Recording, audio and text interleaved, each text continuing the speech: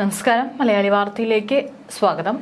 November 14-നാണ് Delhi സ്വദേശിനിയായ ഹർഷിത ബ്രെല്ലയെ UK-യിലെ ലണ്ടനിൽ മരിച്ച നിലയിൽ കണ്ടെത്തിയത്.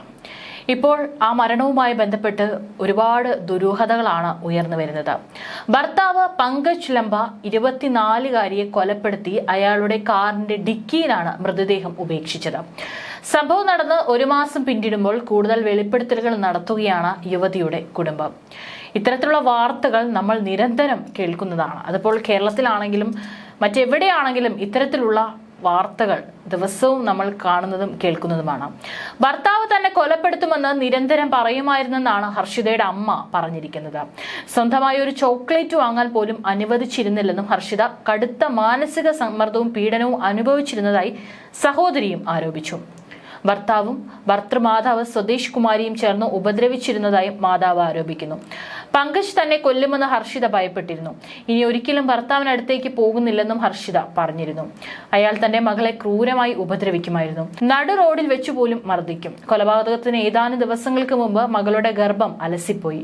ശാരീരികവും മാനസികവുമായ പീഡനത്തെ തുടർന്നായിരുന്നു അത് സംഭവിച്ചതെന്നും ഹർഷിതയുടെ പിതാവ് പറഞ്ഞതായി റിപ്പോർട്ടുകൾ പുറത്തുവരുന്നുണ്ട്.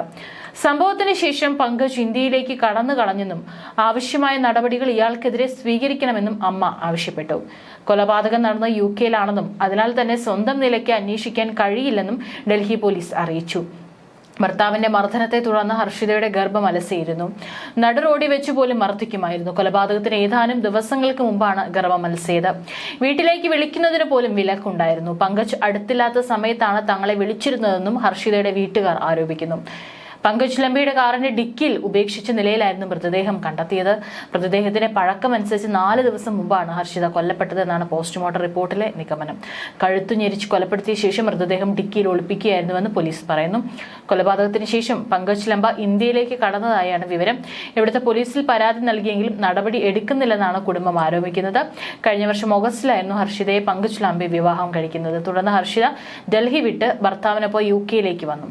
പങ്കജിന്റെ പീഡനത്തെ തുടർന്ന് ഹർഷിത ഈ വർഷം ഓഗസ്റ്റിൽ പോലീസിൽ പരാതി നൽകിയിരുന്നു. സെപ്റ്റംബർ 13-ന് പങ്കജ് അറസ്റ്റിലാവുകയും പിന്നീട് ജാമ്യത്തിൽ ഇറങ്ങുകയുമായിരുന്നു. പരാതി നൽകിയതിലെ വൈരാഗ്യമാണ് കൊലപാതകത്തിൽ കലാശിച്ചതെന്നും UK പോലീസ് പറയുന്നു.